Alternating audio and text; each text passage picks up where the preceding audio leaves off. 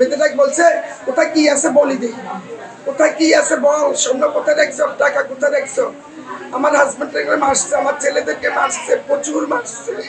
যখন আমার মেন দরজা খুলছে শাবল দিয়ে, তখন আওয়াজ বিকট আওয়াজ হইতেছে।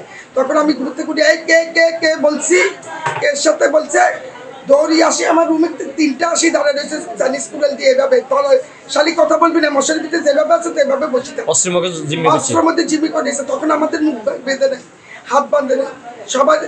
তখন করতেছে আমরা কামালের চাই, কামালকে বাথরুমে চাইতে আছে, ওদের চাইতে আছে।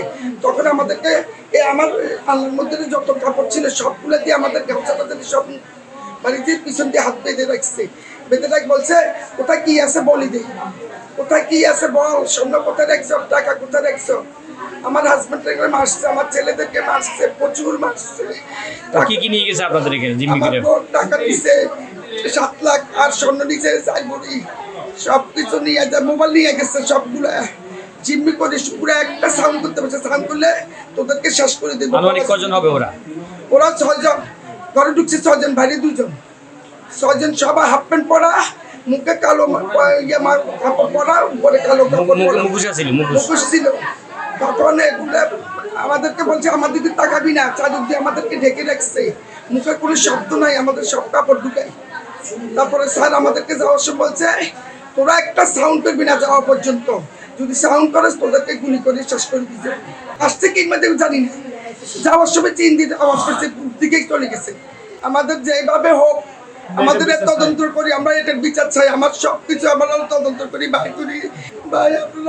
আপনার যেভাবে প্রশাসক আছে আমি এটাই দাবি, আমি বিচার চাই।